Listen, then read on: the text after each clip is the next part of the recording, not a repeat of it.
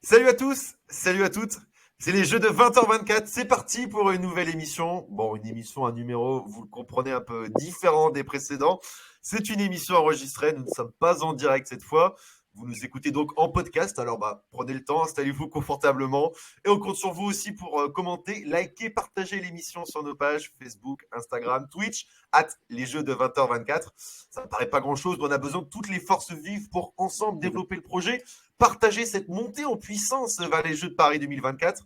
Une montée au moment où on enregistre cette émission, on est à 906 jours de la cérémonie d'ouverture. Le chemin est long et ce chemin, bien sûr, on le partage toujours avec Martin. Salut Martin, comment tu vas? Salut Alexandre, écoute, ça va très bien. Comme tu l'as dit, on n'est pas en direct aujourd'hui, donc j'ai pu délaisser un peu mon petit espace de coworking, ma petite cave où je vais chercher la fibre. J'ai retrouvé mon petit 14 mètres carrés parisien où il y aura tout ce qu'il faut pour aujourd'hui. Il y aura personne pour venir taper à la porte pour me dire que je fais trop de bruit, Ouais. donc impeccable. Vous avez Alors l'envers au du menu, décor. Le menu, ouais, Martin, j'allais te lancer là-dessus. De quoi on va parler cette fois pour ce nouveau numéro de les Jeux de 20h24? bah, tu l'as dit, J-906 avant Paris, J-4 avant Pékin. On va en parler un petit peu de ces JO d'hiver qui arrivent cette semaine avec notamment notre invité Ophélie David qui qui les connaît bien, qui a participé 4 fois aux JO d'hiver. Et on abordera aussi dans un deuxième temps un peu la notion entre guillemets de sacrifice dont on parle souvent quand on parle des carrières de sportifs de haut niveau. Est-ce que nos deux invités utilisent ce mot? Est-ce que c'est quelque chose que vous avez ressenti dans vos carrières respectives? On aura le temps d'en discuter. Alexandre, je te laisse les présenter plus en détail. Oui, parce que tu as déjà donné le nom de notre premier invité qui fait sa première apparition pour les Jeux de 20h24. Tu l'as déjà présenté, Martin, la reine française du ski cross. 4 participations aux Jeux Olympiques d'hiver. C'est l'actualité, les Jeux Olympiques d'hiver, tu l'as dit, Martin. Salut, Ophélie David, comment tu vas? Ça va bien, merci. Bonjour tout le monde. Un plaisir de t'accueillir, hein, Ophélie, bien sûr championne du monde aussi 2007. Et donc on va parler avec toi des Jeux d'hiver et du thème que tu as évoqué, Martin. Et on reparle aussi de ton actu dans quelques instants. Le temps de saluer au passage notre deuxième invité, Alexis Félu, bien connu de l'émission Les Jeux de 20h24. Salut Alexis, comment tu vas?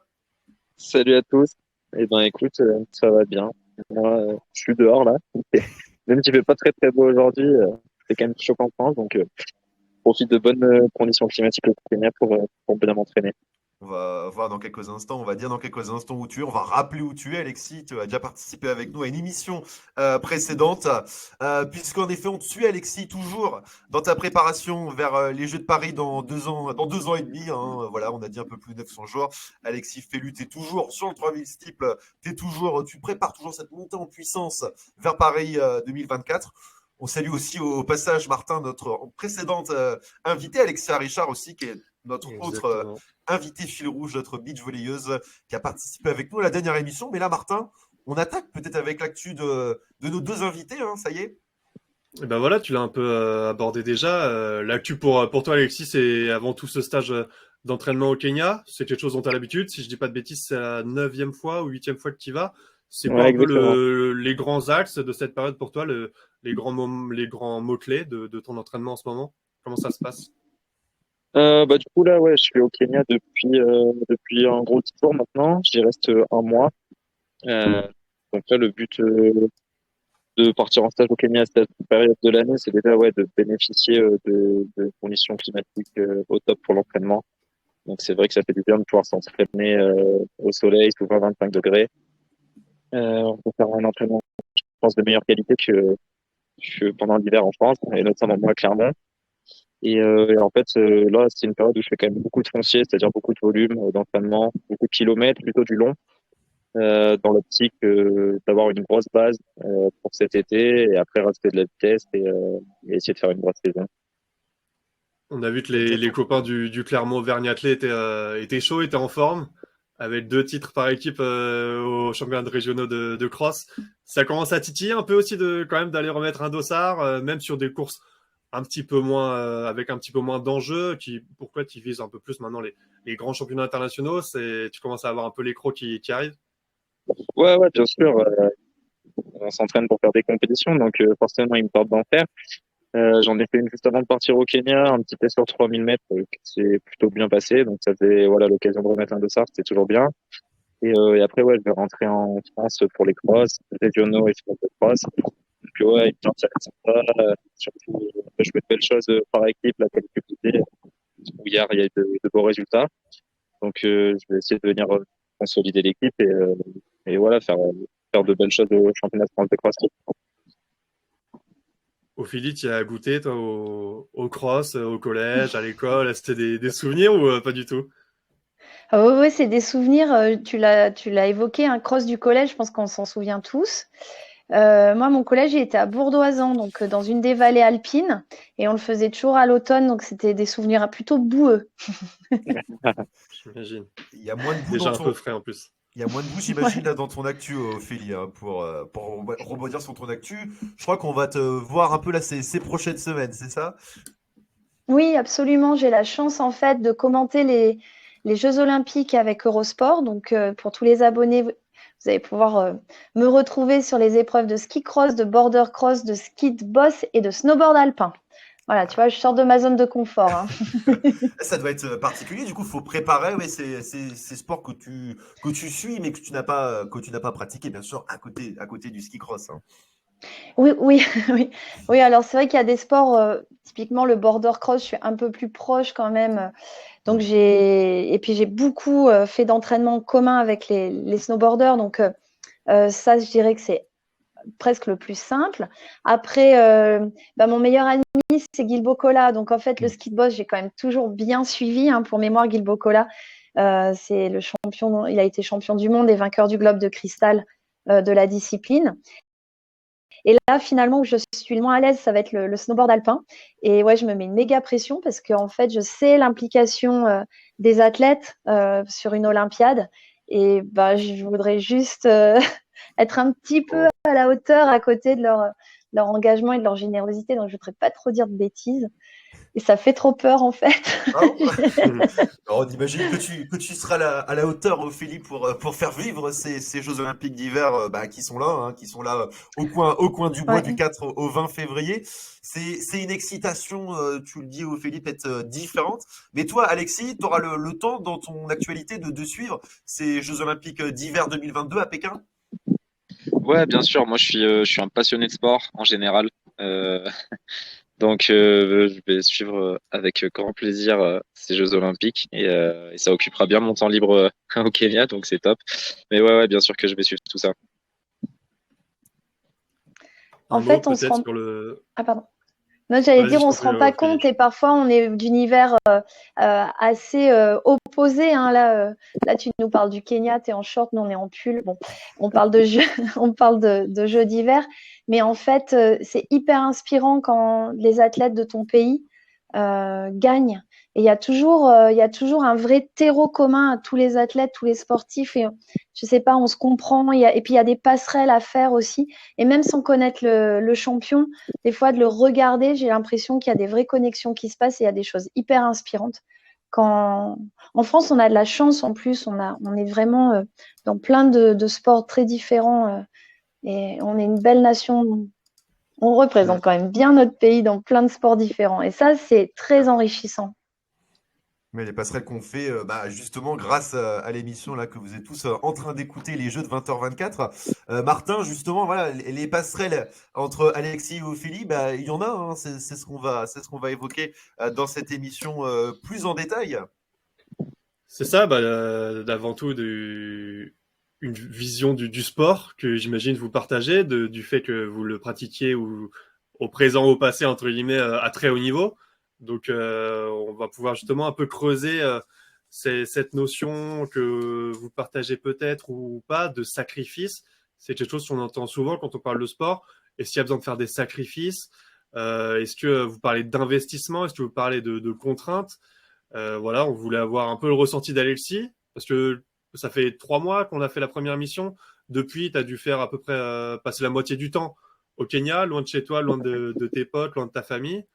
Donc voilà, on voulait avoir un peu ton ressenti là-dessus, sur ce que tu as besoin de mettre en place pour atteindre tes objectifs. Est-ce que pour toi, tu parles de sacrifice ou pas du tout?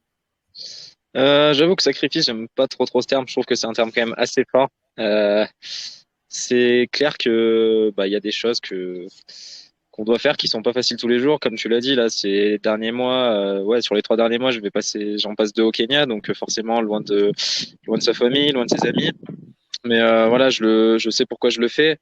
Et je dirais pas non plus que c'est des sacrifices parce que c'est pour ce que j'aime faire. Et donc j'utiliserai pas ce terme-là. Mais après, c'est vrai que de temps en temps, on aimerait bien être un peu plus avec ses proches, pouvoir un peu plus sortir, pouvoir faire d'autres choses. Mais voilà, aujourd'hui, je suis athlète à 100% et donc je veux vraiment tout mettre en œuvre pour être performant et je sais que ça fait partie du métier, donc c'est comme ça et on aura le temps de profiter plus tard. Donc en fait, est-ce que c'est facile, et si on peut résumer cette question-là qui nous anime dans la discussion, c'est facile la vie de sportif de haut niveau, globetrotter, pour l'interrogation, la question, Ophélie, que je te renvoie. Alors, Globetrotter, tu mets vraiment le doigt dessus, hein, parce que quand on est sportif de haut niveau, notre maison, c'est notre sac. Moi, en carrière, je suis maman. Donc, en carrière, j'avais une petite fille qui était à la maison. Donc, forcément, la première pensée qui vient, c'est le mot sacrifice. Et pourtant, ouais, moi non plus, je le vivais pas du tout comme ça. C'était juste des choses à faire pour réaliser mon rêve. Et du coup, ça te coûte pas de les faire parce que c'est plus dans une optique de construction, en fait.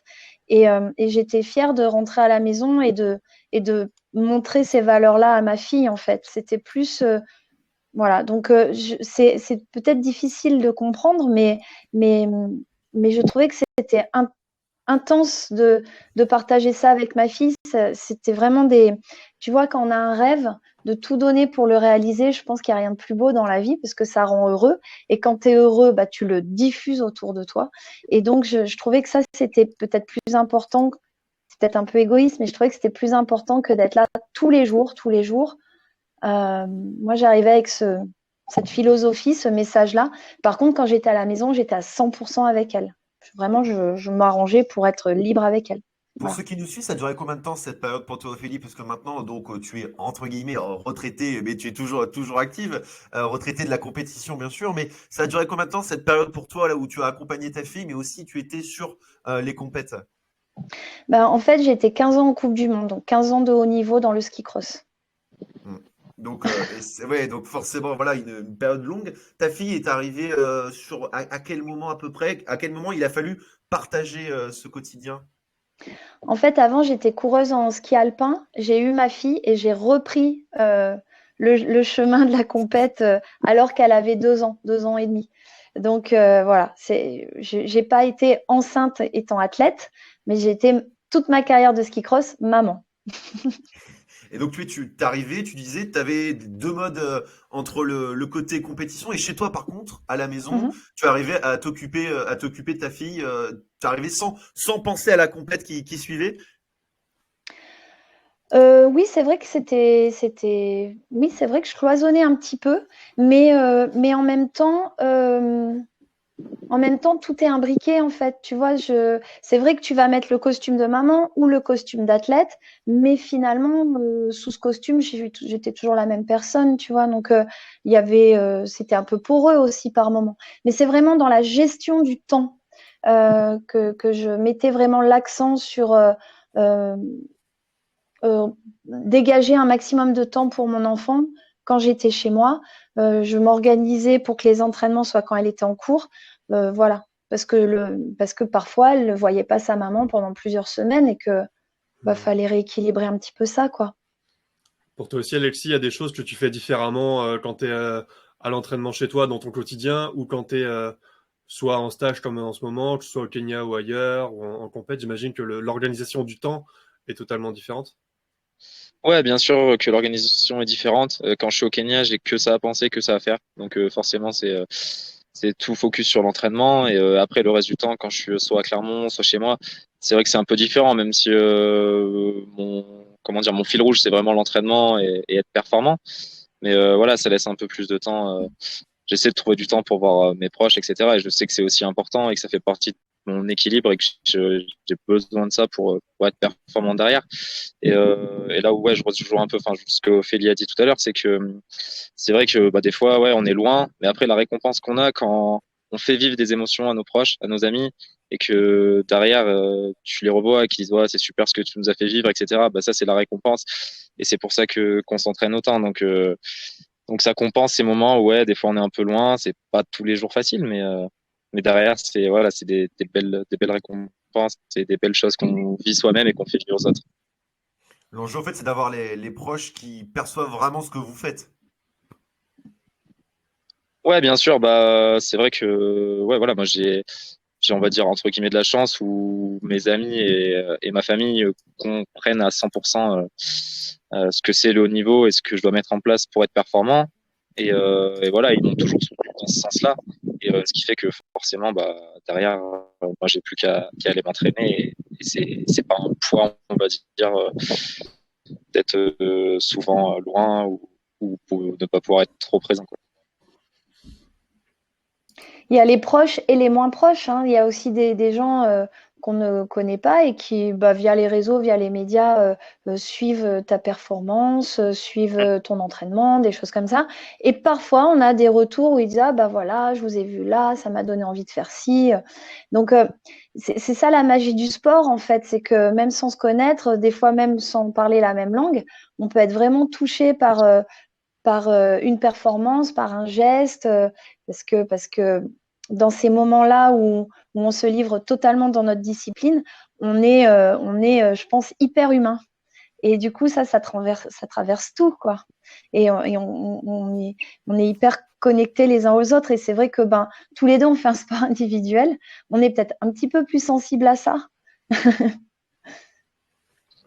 Ouais, tout à fait. Et c'est vrai que moi, franchement, la plus belle récompense que j'ai eue de ma saison dernière, c'est vraiment le message des gens. Et comme elle dit, des proches ou des moins proches, ou sur les réseaux sociaux, quand tu as des gens qui t'envoient des messages, merci pour ce que tu nous as fait vivre, et que c'était super. Franchement, moi, Ouais. c'est la plus belle récompense que j'ai eue de ma saison, quoi. Et je me dis, si je peux faire vivre des émotions aux gens, on est dans une période, voilà, c'est pas la plus évidente avec le Covid, etc. Et si on peut faire penser à autre chose, voir les choses d'une bonne manière, franchement, c'est top. Vous parlez beaucoup, Ophélie Alexis, d'instants positifs, mais là, forcément, dans vos disciplines respectives, il y avait forcément des moments plus durs. Là, comment on les gère avec cette vie de globe-trotteur, Ophélie? Toi, ta carrière qui est passée déjà, comment tu vois ça? Bah, en fait, déjà, quand tu fais du sport, t'apprends à te rater, t'apprends à chuter, t'apprends. Depuis petit, hein, en fait, c'est vrai, il faut pas croire que tout le temps tu réussis et tu gagnes, c'est un leurre. Donc, je pense que le sport t'apprend à te planter, mais t'apprends surtout à te relever, en fait. Parce qu'encore une fois, enfin, moi, je vais peut-être être lourde avec mon histoire de rêve, mais en tout cas, moi, ça a été vraiment ma colonne vertébrale. J'avais ce rêve et j'avais juste envie de le réaliser, quoi. Et alors du coup, ces moments difficiles dont tu parles, ça peut être des doutes, ça peut être des vraies défaites, ça peut être juste des moments de moins bien, ça peut être des problèmes dans ton entourage.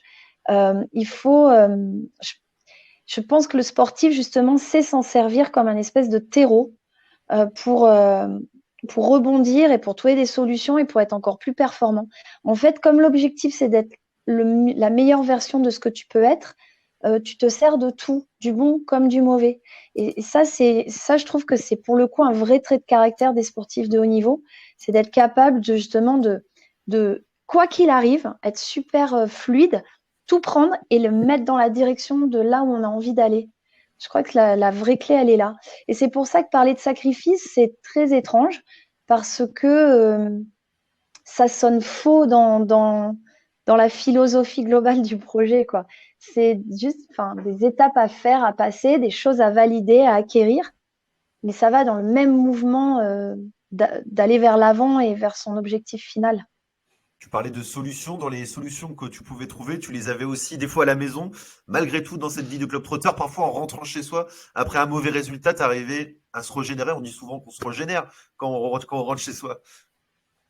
Bah, alors, le fait d'être maman, franchement, c'était une arme fatale parce que quand je claquais la porte en partant de chez moi, je peux vous dire que j'avais pas du tout envie de partir pour rien. Donc, j'avais un surcroît d'énergie et de motivation pour vraiment donner le meilleur de moi-même puis que ça vale la peine que je parte, en fait. Et quand je revenais, suite par exemple à des échecs, j'avais ce petit être-là et je me disais que finalement l'essentiel était tellement ailleurs. Elle me permettait aussi de défocaliser un petit peu, et ce pas de côté, cette respiration du coup était hyper bénéfique aussi, justement pour mieux replonger derrière. Mais en tout cas, oui, voilà, c'est vrai que la parenthèse maison faisait du bien pour ça. Ce que tu racontes pour illustrer? Ouais. J'ai eu un moment précis au JO de Vancouver. En fait, ma famille est là et je tombe. Donc, c'est un gros échec. Et c'est un échec sportif, en fait, sur le coup.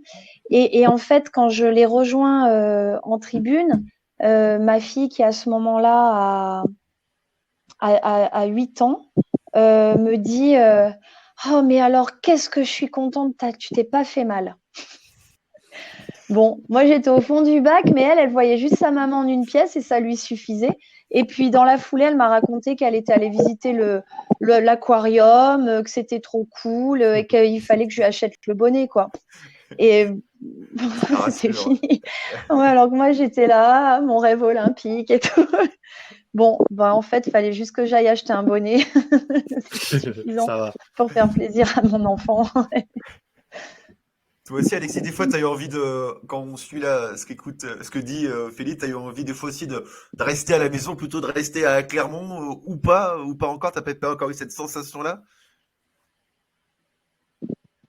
Ouais, bien sûr. Ouais, il y a des fois où quand je pars en stage, voilà, par exemple, moi c'est souvent au Kenya, quand je suis déjà parti 9 semaines d'un coup, donc tu sais quand même que ça va être long, que de passer autant de temps loin de ses proches, c'est pas évident, donc voilà. Mais après c'est ça, c'est tu penses à tes objectifs et tu te demandes pourquoi tu fais ça.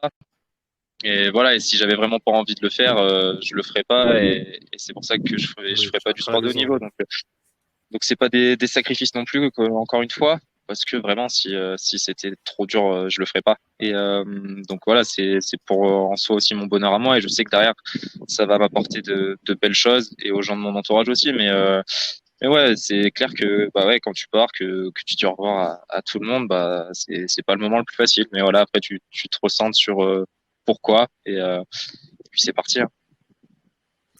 Et au contraire, quand tu es vraiment chez toi, dans ton quotidien, avec ta famille, tes amis et tout, est-ce que justement là, tu as aussi des adaptations, j'imagine, dans ton mode de vie? Tu vis pas forcément, entre guillemets, comme un mec de 23 ans comme les autres. Est-ce que ça peut te peser parfois, ça? Est-ce qu'il y a des moments où les contraintes sont un peu fortes, ou est-ce qu'au contraire, tu fais le job sans problème parce que tu sais, comme tu disais au début, pourquoi tu le fais? Ouais, bah il y a des moments où c'est plus ou moins évident, comme voilà, quand après la saison estivale, moi généralement je fais aller 3 semaines sans entraînement, donc là j'en profite pour vraiment me lâcher et faire tout ce que je peux pas faire le reste du temps, parce que voilà, je pense que c'est important. Genre Et des grosses derrière, soirées. ouais, exactement. Et une fois que tu reprends, par contre, bah c'est vrai que se remettre dans le rythme, quand du coup t'es en reprise, les sensations sont pas bonnes, l'entraînement c'est pas là où c'est le plus marrant, les objectifs sont encore loin. C'est vrai que là c'est pas la période la plus évidente, mais voilà, après j'essaie de me recentrer vraiment le plus vite sur mes objectifs, et c'est aussi pour ça que j'essaie de partir au Kenya assez tôt dans la saison, parce que là je sais que je vais me remettre à 100% dedans, que je vais retrouver un niveau correct, et que quand je vais rentrer en France, voilà, j'arriverai à rester focus, et à vraiment faire le job à 100%. Mais c'est sûr que quand je suis à Clermont, que j'ai mes potes qui me proposent des sorties, des soirées, t'as forcément envie de passer un bon moment avec eux, et voilà. Mais tu sais que le mieux c'est de de rester chez toi, et de te reposer pour bien t'entraîner les jours suivants. Donc ça, c'est pas les périodes les plus faciles, mais encore une fois, quand tu sais pourquoi tu le fais, et après ça devient une habitude. Donc on sait que c'est comme ça, et puis voilà. En plus, des fois, quand C'est on est ce à la côté, maison. Vas-y, Martin, vas-y, Martin. c'est ce côté social un peu qui rend les choses peut-être un petit peu plus compliquées. Est-ce que le côté vraiment juste bien manger, bien dormir, bien s'hydrater, tout ça, toi, c'est quelque chose que tu gères assez facilement au final, ou est-ce que parfois tu as besoin aussi de craquer un peu au niveau nourriture, au niveau tout ça? Ouais, c'est quelque chose que je fais de plus en plus facilement, parce que je l'ai intégré au fil des années et je sais que c'est primordial pour être performant. Mais après, ouais, il y a des moments où je pense qu'il faut aussi lâcher prise et, euh, et se faire plaisir parce que sinon, si tu te prives trop pendant trop longtemps, tu risques on va dire, de péter les plombs et vraiment, et donc, ouais, de temps en temps, je préfère un petit peu lâcher prise, me faire plaisir sans non plus faire vraiment n'importe quoi, hein, et pas 2 jours avant une compétition. Mais ouais, je pense que ce côté de lâcher prise un petit peu régulièrement est quand même assez important. Après, il y a des gens peut-être qui en ont pas du tout besoin, mais moi, je sais qu'il faut de temps en temps penser à autre chose et sortir de ce quotidien de sportif. Je crois que ce que tu viens de dire, Alexis, c'est exactement ça. Tu vois, tu parles de la notion de plaisir et elle est primordiale puisque, en fait, quand on s'entraîne, on a du plaisir. Quand on fait notre compète, on a du plaisir.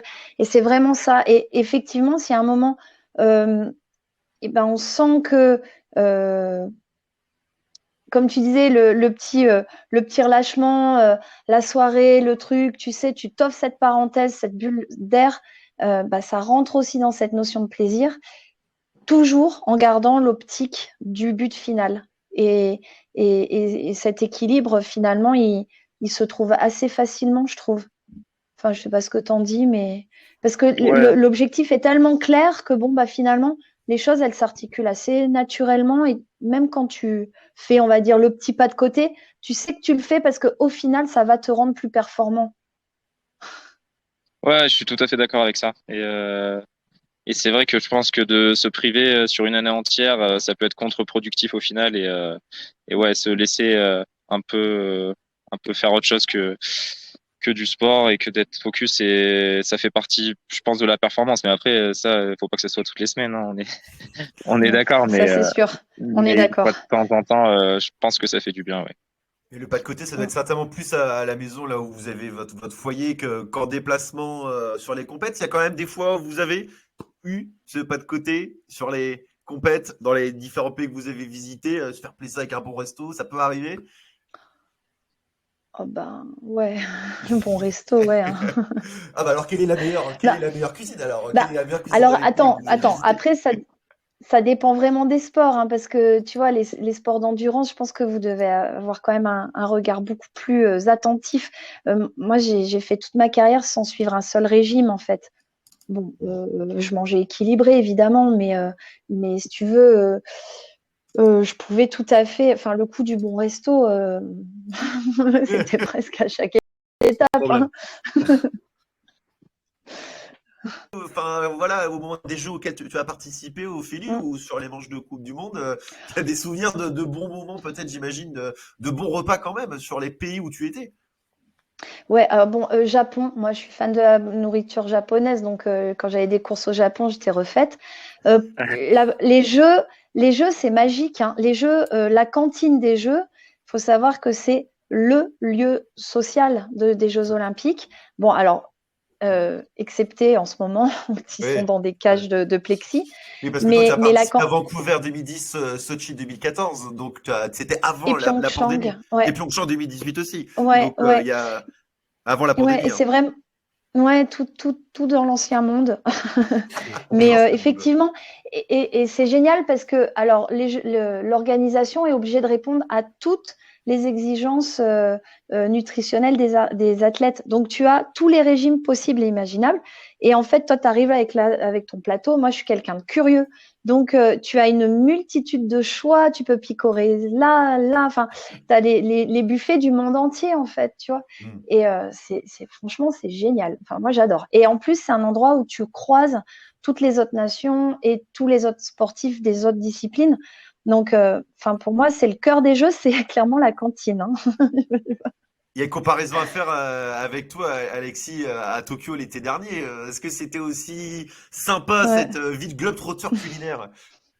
Bah, c'est vrai que du coup, ouais, un petit peu moins, parce que quoi, c'est vrai qu'on a des plexiglas entre nous partout. Donc en fait, avec la personne avec qui t'es en face, t'entends rien de ce qu'elle dit, c'est simple. Ouais. Donc c'était un peu plus compliqué pour avoir des échanges, etc.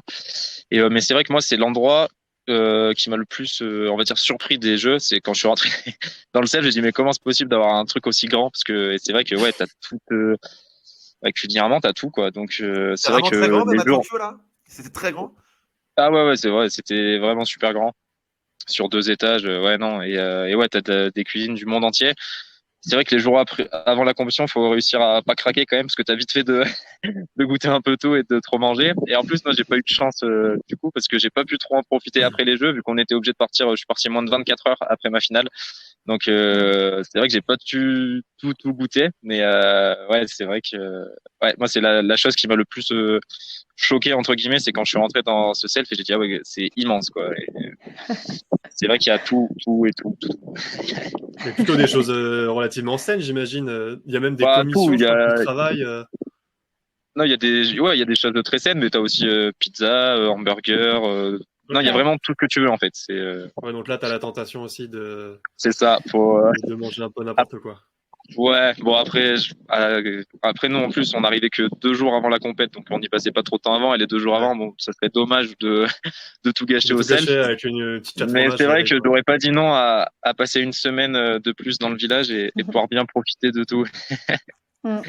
C'est vrai que c'est ce qui est vraiment dommage avec le Covid, là, c'est que autant Tokyo que Pékin, l'expérience olympique, elle est tronquée et ça enlève une vraie dimension à cet événement. Donc vraiment, je te souhaite que les prochains à Paris soient, tu vois, Ouais, ouverts c'est clair. avec ces échanges et parce que c'est vraiment super et l'esprit olympique, il est là en fait, je trouve. Et vraiment, c'est tout le mal que je te souhaite. Ouais, c'est gentil. Mais ouais, c'est vrai qu'une des choses que j'ai le plus regretté sur ces jeux, c'est vrai que en fait, le problème, c'est que juste avant ta compétition, t'es focus, donc tu vas pas t'éparpiller partout, passer 8 heures à discuter avec à droite à gauche. Mm. Et ce moment où tu as le temps de le faire, normalement, c'est d'une fois que tu as fini ta compétition, où tu es censé rester encore au village. Et nous, en fait, c'est vrai qu'il n'y avait pas du tout ça, parce que comme j'ai dit, moins de 24 heures après, j'étais dans l'avion. Et c'est vrai que ça, c'est dommage, parce que c'est le moment où voilà, t'as relâché toute la pression, ta saison est finie, et de pouvoir échanger, parce que c'est ça, on a à apprendre de toutes les disciplines, de plein de choses. Et c'est vrai que bah, ce côté-là, bon, c'était un peu dommage. Après, voilà, moi, je vois plutôt toujours le positif. Donc, on va dire que déjà, ils ont eu lieu. Et j'espère vraiment ouais, qu'à Paris, ça sera autre chose. Et avec du public en plus. Ouais, c'est Quelle clair, dis- bah nous quelle aussi, dis- hein. Ah oui, ça c'est le truc qu'on partage tous ici dans cette émission, ce podcast, les jeux de 20h24. Alexis, tu as quand même réussi à puiser des expériences, des discussions dans ton trip au Japon, dans forcément ce parcours au jeu l'été dernier. Bah, franchement, ouais, pas tant que ça. Hein. Enfin, disons qu'on a passé beaucoup de temps. On était en stage avant à Kobe, mais c'était que l'athlé. Donc, ouais, entre différents athlètes, voilà, moi, je les connaissais pas tous parce que c'était ma première sélection en senior. Donc là, on a eu ouais une semaine où on a beaucoup échangé, mais du coup, ça reste dans le même sport. Et c'est vrai Hmm. que avec du coup les autres athlètes, j'ai pas eu l'occasion d'en rencontrer énormément parce que bah, comme je disais, quand tu arrives 48 heures avant ta compète, voilà, tu te Pense à toi avant reposes, tout, tu ouais. restes centré sur ton truc. Voilà, tu vas pas t'éparpiller à droite à gauche. Et derrière, le laps de temps entre la finale et quand tu rentres est tellement court que t'as pas énormément de temps pour ça. Donc c'est vrai que sur ça, ouais, ça fait pas, ouais, un petit regret. C'est vrai que, voilà, moi, échanger même en plus, c'est vrai que je m'intéresse vraiment à quasi tous les sports. Et c'est vrai que j'aurais beaucoup aimé échanger avec plein d'autres athlètes. Ça n'a pas trop été le cas, mais j'espère que c'est que partie remise. Carrément. Ça devrait Et le faire vous pour avez pu Paris. faire le stage pré-olympique ou pas, tous ensemble? Ça Bah se du fait coup non, l'été? on était Non, non plus. chaque fédé décidait de ce qu'elle Ouais, faisait et où avant les Jeux. Et du coup nous on était une semaine. On arrivait 10 jours avant à Kobe, du coup, en centre d'entraînement au d'accord. Japon, mais c'était que l'athlétisme en fait. Et après, D'accord. ouais, c'était 48 heures avant au village. Tu vois les Ouais, différences, express, quoi. Sophie, là, entre ce que raconte Alexis et toi, ce que tu as vécu sur tes expériences des Jeux notamment, et bien sûr des Coupes du Monde aussi. Hein. Bah oui, typiquement sur les jeux, c'est vrai que normalement, on fait un- alors l'été, vous êtes super nombreux, hein. Nous, l'hiver, on est une petite famille, hein. Là, c'est 90 athlètes qui partent, hein. Donc, ça fait rire, hein, par rapport aux Ouais. délégations d'été. Mais c'est vrai qu'on a toujours ce stage de pré-olympique qu'on fait avant, qui a été annulé cette année, justement. Et, et, et c'est vrai que c'est une vraie force, hein. On parlait, enfin, je vous disais il y a un lien, il y a un socle commun entre tous les athlètes. Et il est réel. Et quand on a la chance, en plus de physiquement se croiser, d'échanger, de tisser des petits liens, les réseaux deviennent des super outils pour garder ce lien, l'entretenir et vraiment créer une espèce de dynamique, une spirale positive parce que tu vois qu'un tel, ça a marché, tu vois qu'un tel a chopé sa sélection. Alors bon, ton pote, là, ça va un peu moins bien, mais tu lui mets un petit message. Et puis, tu vois, il y a vraiment comme ça, transdisciplinaire, transgénération, vraiment un sentiment d'appartenance à cette grande famille des sportifs français. Et les Jeux viennent, et ces stages pro-olympiques viennent vraiment cimenter tout ça, je trouve. Et donc, c'est vrai que c'est dommage, ça me fait mal au cœur, mais j'ai la certitude que ce que tu vas vivre à Paris va être magique, en fait, parce que déjà, ça va être des très beaux Jeux, hein, on voit le ton qu'ils prennent. Et puis, vous serez à la maison, enfin, ça va être énorme. On l'espère. Ouais, franchement, je me dis, enfin, c'est impossible là, je pense à imaginer. Mais c'est clair que tes Jeux Olympiques à domicile, enfin, tu peux pas avoir mieux dans une carrière, je pense. Donc, Ouais. c'est vrai que l'engouement qu'il va y avoir, etc., et ouais, être porté par tout le soutien, ce soutien de la France, tout le public, etc., ça, ça va être incroyable. Ouais, ça va être trop beau. Est-ce qu'il y a un côté où ça met encore plus la pression aussi, de se dire faut pas les louper, quoi. À la fois la pression de se qualifier, peut-être aussi la pression de pas se blesser, c'est peut-être aussi ça peut un peu basculer en cas d'empoisonné, non? Je sais pas comment tu le sens, Alexis. Écoute, non, franchement, moi, je le vois pas de ce point de vue-là. Je pense que, ouais, forcément, des jeux à la maison, ça doit être beaucoup de stress, parce qu'on veut pas décevoir. En soi, ouais, il y aura tous les gens, plein de gens qu'on connaît, etc. Enfin, tout le monde derrière nous. Mais faut s'en servir de la bonne manière et se laisser porter par ça, plus d'être inhibé par cette pression. Donc non, je pense que ouais, je vais. Après voilà, je bosse avec ma prépa mentale, on va bosser sur ça, mais s'en servir vraiment de la bonne manière pour euh, pour être plus performant et se servir du soutien de tout un pays pour ne pas se fixer de limites et bah voilà et aller chercher le plus beau des résultats. C'est difficile plus naturellement d'avoir la pression de faire une compète chez soi plutôt que d'être à l'étranger en globe-trotter. On y revient, mais Ophélie, c'est ça. Tu as vécu aussi ces moments de pression à domicile. C'est plus dur, j'imagine, de se mettre dans le bon mode. Bah, la pression, en fait, on se la met tout seul, hein. Parce qu'on n'a on n'a aucune prise sur ce que les gens pensent ou disent. Donc, franchement, la pression, on se la met tout seul. Moi, je la personnalisais comme le pote un peu relou, tu vois, qui te tape sur l'épaule et voilà. Et il est pas méchant, mais il est chiant, quoi. Tu vois. Et donc, je le voyais comme ça. Et quand je sentais que ça arrivait, je disais, je sais, t'inquiète, je gère. Bon, C'est une belle métaphore. mais ouais, mais finalement, si tu t'en sers plutôt pas mal, il te donne vachement d'énergie. Moi, j'ai beaucoup mieux, enfin, j'ai souvent réussi les courses à la maison. Alors, Dixit la fille qui a raté tous ses jeux, hein. Mais donc je suis pas Bien la ça. reine de la gestion de pression. Mais en attendant, à la maison, moi, ça me donnait vachement plus d'énergie. J'aimais bien quand on remontait avec les télésièges. Le gars du télésiège qui te fait ouais allez encore un tour, oh c'est bien ça y est c'est la finale, enfin tout ça c'est bienveillant, c'est chouette, les petits gamins au bord qui te demandent des autographes, alors tu dis bah, là je fais ma course, on se voit après, allez à tout à l'heure, puis tu les vois ils sont tout bon, ça c'est tu as ces échanges là parce que tu es chez toi en France, que bah déjà il n'y a pas la barrière de la langue et puis que toi tu représentes leur pays, donc ils se sentent à tes côtés quoi, et il y a une belle énergie et pour les jeux, mais moi, je pense que enfin, ça va être incroyable d'être athlète au JO de Paris, Mais quand on écoute ce que tu dis, français. c'est mieux de commencer à l'étranger, des grosses compètes à l'étranger, et après d'avoir ces jeux, par exemple, de Paris, qui vont arriver pour toi, Alexis, à 26, 20, 27 ans, en fait. C'est mieux de commencer à l'étranger, d'avoir quelques expériences comme ça, que d'avoir tout de suite, bim, le gros bloc Paris 2024, qui arriverait trop tôt. Là, il va arriver à peut-être à maturité pour toi. Ouais, bah je pense que, enfin moi, oui, d'avoir eu une expérience olympique avant, ça pourra que m'être bénéfique parce que t'arrives, disons que je sais exactement comment tout va se passer entre guillemets. Le village, c'est vrai que quand t'arrives dedans, c'est assez impressionnant, etc. Donc d'avoir découvert ça, la mise en place de la compétition, etc. Le fait de connaître ces choses-là et du coup de pas être surpris, ça sera forcément un avantage.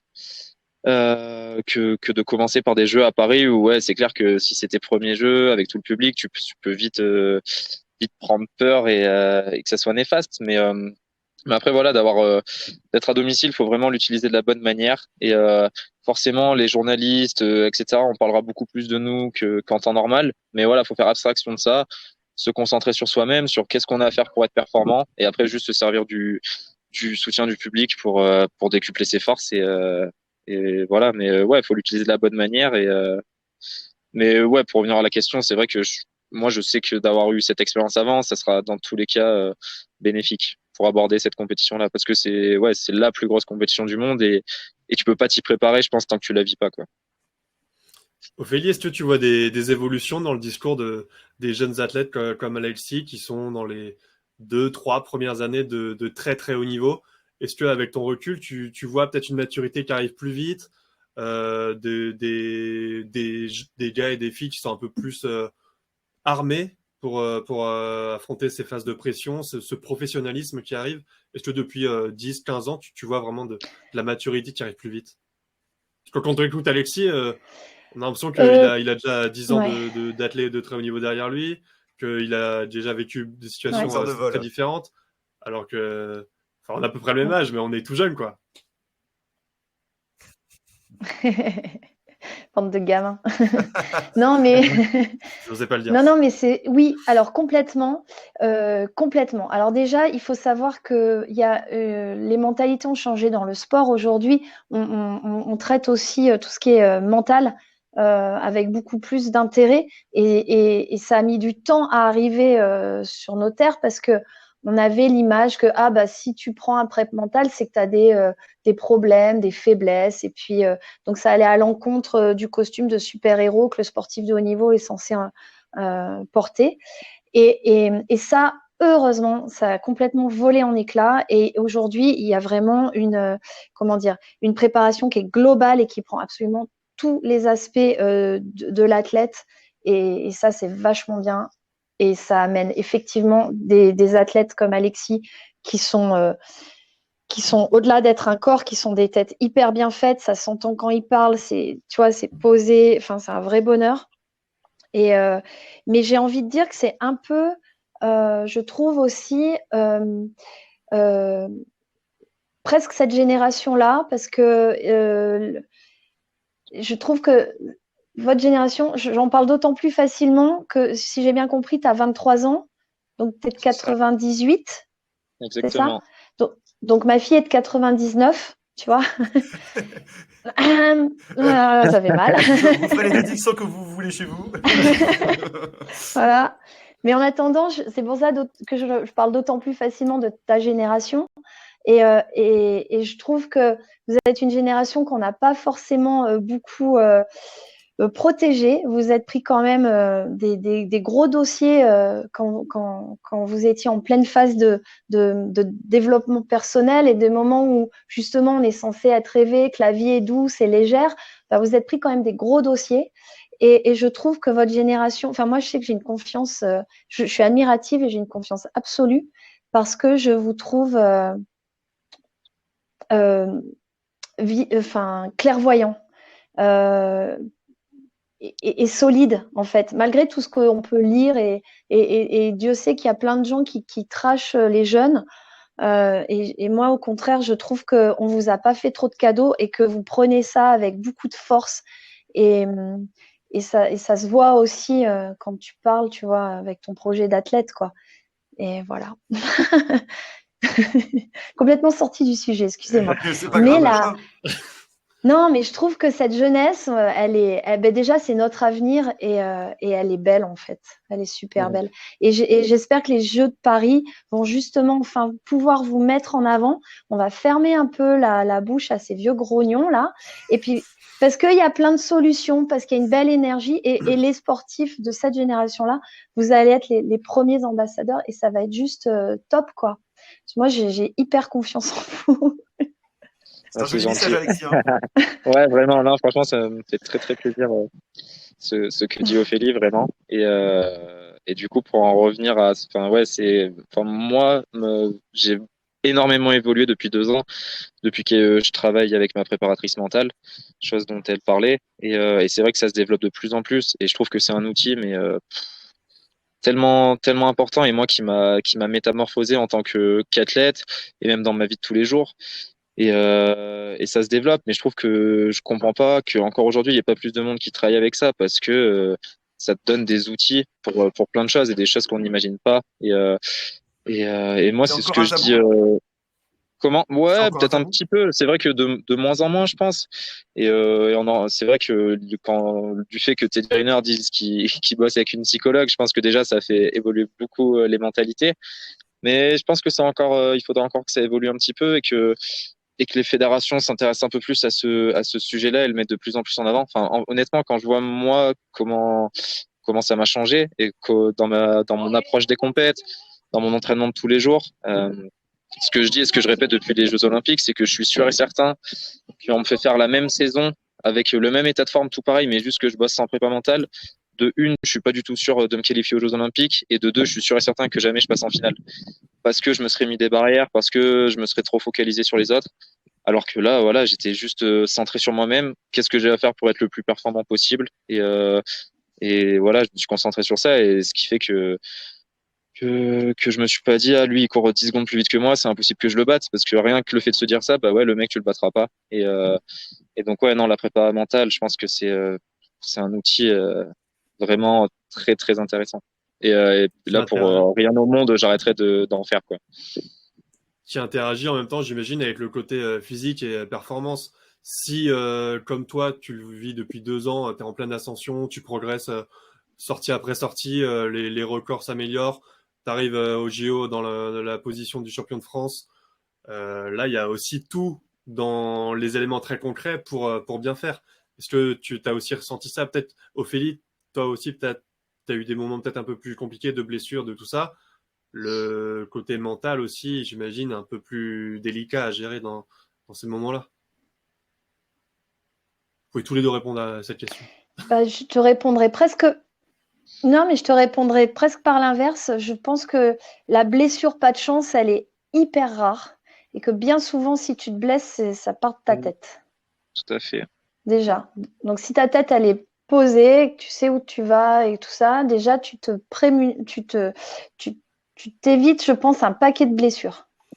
Et pour boucler la boucle un peu de ce qu'on dit, il y a ce côté dans la préparation mentale de gérer la distance, le côté de déplacement, globetrotter. Il y a ce côté-là, Alexis, en ce moment ou pas? Euh, non, moi je bosse pas trop sur ça. Enfin, après, je pense que ça dépend vraiment de chaque personne, et je pense que même il y a vraiment beaucoup de méthodes différentes de travailler, etc. Moi sur ça, même si c'est pas tous les jours facile, j'ai jamais eu non plus trop de gros soucis par rapport à ça. Donc c'est pas sur ça que je bosse le plus, mais après ouais, ça peut très bien en faire partie. Et moi, je sais que ouais, si des fois j'ai un petit coup de mou, un petit truc pendant l'entraînement, ou etc., ou bah voilà, je vais appeler ma prépa mentale, et rien que le fait de parler, d'aborder certains points, ça fait que ça ira de suite mieux. Mais ouais, ça fait partie de ces aspects-là aussi, ouais. Toi, Philippe, tu conseillerais aux jeunes qui nous écoutent, aux jeunes sportifs entre 15 et 20 ans, par exemple, de non seulement suivre une préparation mentale, mais aussi de parler de cette gestion de la vie de globetrotter. Tout ce qui est prep mentale, en fait, la préparation mentale, c'est un outil. Après, tu peux avoir de la sophro, tu peux avoir de la méditation, tu peux avoir de l'hypnose active. Enfin, il y a plein d'autres outils pour travailler, je dirais, la partie cérébrale, en fait, de l'athlète. Et évidemment, je les encouragerais à trouver l'outil qui leur va le mieux pour être performant le jour J. Et puis, par rapport au nomadisme des athlètes, je pense que ça se fait un peu tout naturellement. Tu vois, depuis petit, tu t'es amené à bouger, à préparer ton sac. Voilà, Et t'en après, rêves à ces âges-là, non? Tu l'accueilles d'autant mieux que quand tu rêves de rentrer sur ces circuits Coupe du Monde ou Diamond League comme on ouais, peut avoir en athlétisme, bah quand tu y es, en bah, tout cas au début, sur les premières années, t'es comme un fou, quoi. Tu dis tu vas faire la Coupe du Monde, je sais pas, carrément, surtout que en Autriche.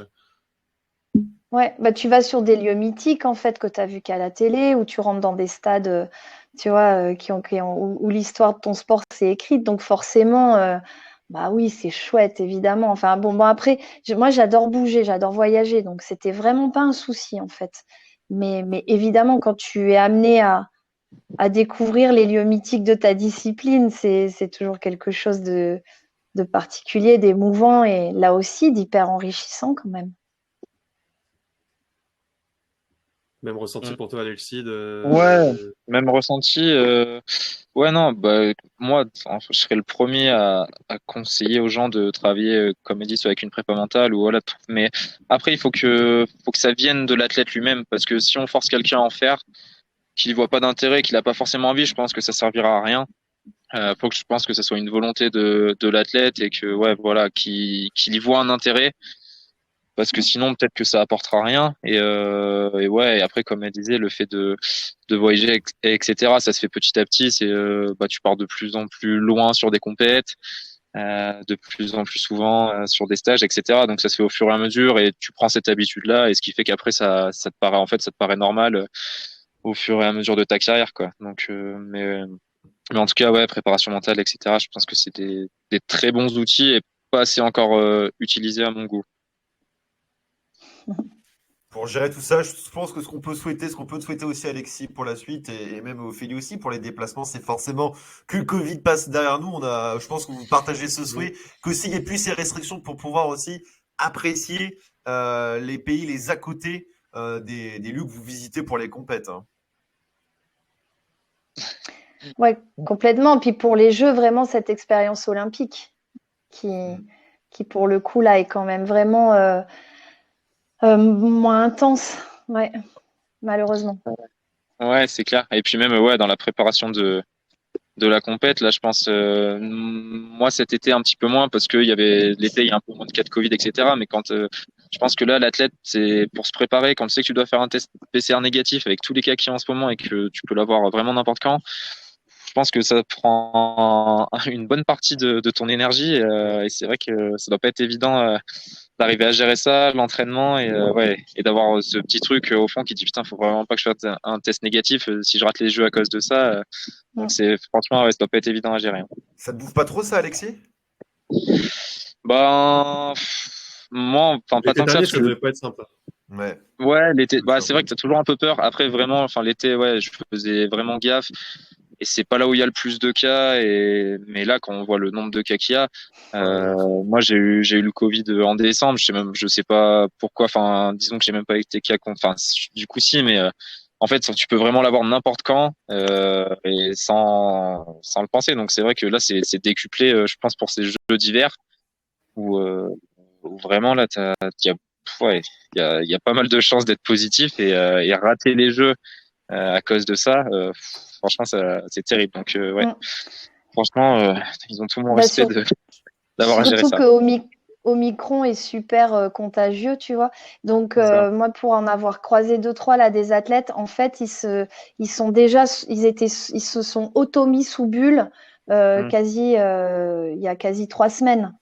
Mm. Ouais. Donc, ça veut dire que là, pour le coup, tu te coupes vraiment même de ta famille, de tes potes. Il y a une vraie apesanteur ouais, autour de ce truc. Tu as complètement raison, Alexis. Et c'est d'autant plus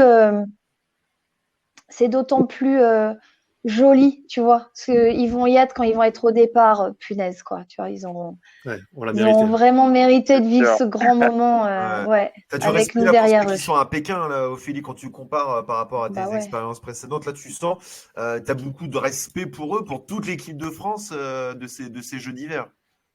Bah oui, oui, évidemment. Bon, j'avais pas besoin du Oui. Covid pour les Hmm. respecter, hein, mais c'est vrai qu'il y avait ça en plus à gérer. Et c'est vrai que c'est pas rigolo parce que bah, on a beaucoup parlé justement de se ressourcer à la maison, nanana. Bah, là, pour certains, c'était même pas le cas. Ouais. Moi, j'ai une copine, elle part en tournée, elle rentre, son copain est positif. Bon, bah, elle rentre pas à la maison, tu vois, elle se met à part et puis elle repart. Bref, ils se voient pas. Tu vois, tout de suite, ça fait des trucs. Ouais, Ce qui devait être du c'est un repos peu tristouné, quoi. et de la récup Ouais. Ouais. se transforme en galère, quoi. Ouais, c'est Bah, ça. c'est Et pas puis, ouais, forcément galère, mais t'as pas ton petit cocon, quoi. Tu vois, c'est un peu triste. et puis, ouais, c'est forcément omniprésent dans son esprit parce que dès que tu fais un truc, que tu penses forcément à putain, faut pas que je chope le Covid, faut faire gaffe et tout. Donc ouais, Mm. ça doit être super pesant, franchement. Tu On est vois, là, parti. ne serait-ce que monter sur les télésièges, les trucs, ils calculent pour qu'il y ait X sièges, ils laissent passer, ils se mettent sur le côté. Enfin, tu vois, ouais, t'as raison, c'est omniprésent. C'est un truc de malade. Donc, bon, quelque part, là, au jeu, ils sont dans la bulle et c'est presque peut-être là qu'ils vont pouvoir Ouais. un peu Ouais. souffler parce qu'ils se savent protéger, en fait, paradoxalement. Notre conversation là va se glisse malheureusement sur une mauvaise pente. On est un peu moins optimiste, mais bon, il y a quand même la passion, quand même. On sent la passion qui transpire et dans vos déplacements, je pense qu'Alexis, quand même, malgré tout, cette vie un peu pour terminer notre discussion, elle te plaît forcément. Tu vis pour ça, Alexis. Cette vie de déplacement de sportif de haut niveau là, elle te passionne toujours autant qu'à tes débuts.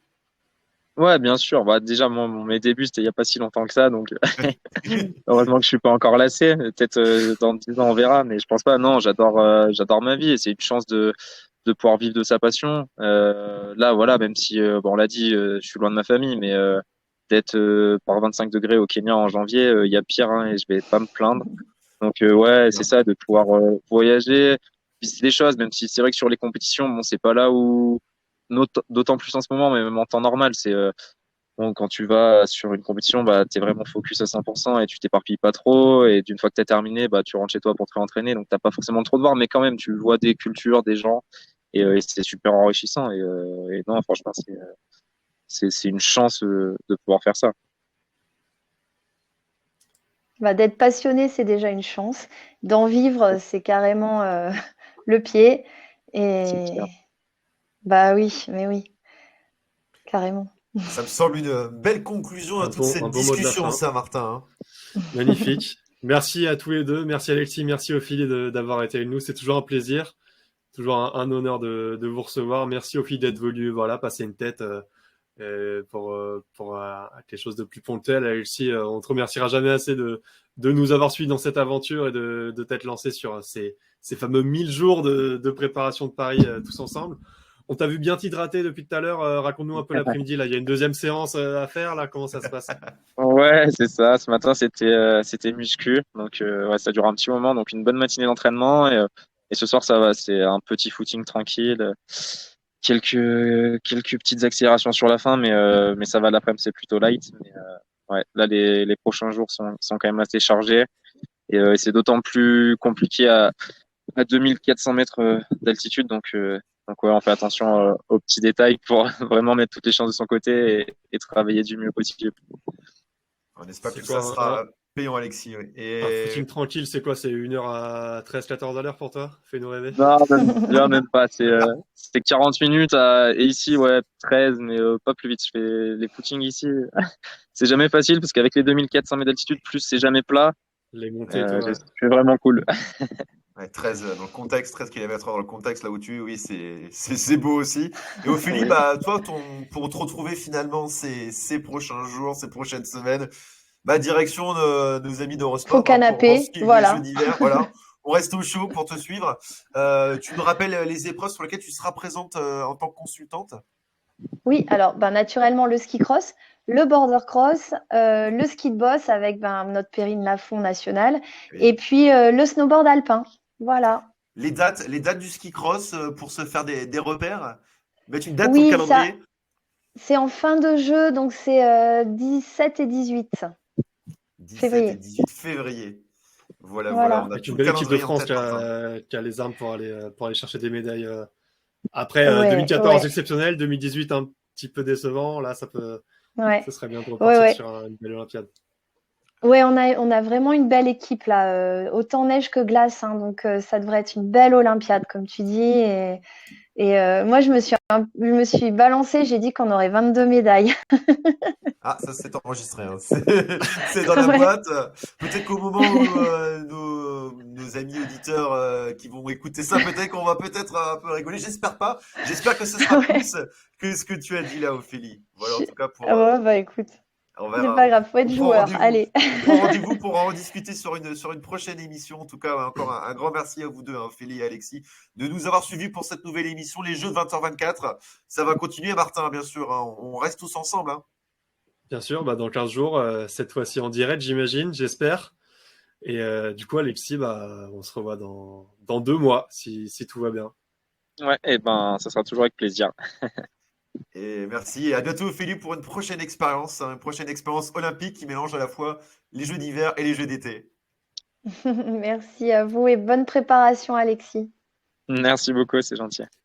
Et à ceux qui nous écoutent, Martin, Allez, on rappelle bien sûr de suivre sur les réseaux pour faire développer le projet Les Jeux de toujours. 20h24, page Facebook, page Instagram, page Twitch, page YouTube, les Jeux de 20h24. Vous nous trouvez, vous commentez, vous partagez, vous relayez, vous en parlez autour de vous pour se retrouver plus nombreux encore et parler de cette passion qui nous anime autour des Jeux Olympiques. Merci à tous de nous avoir écoutés. Allez, ciao, à bientôt, Merci. salut tout le monde. Salut! Bye bye. Salut!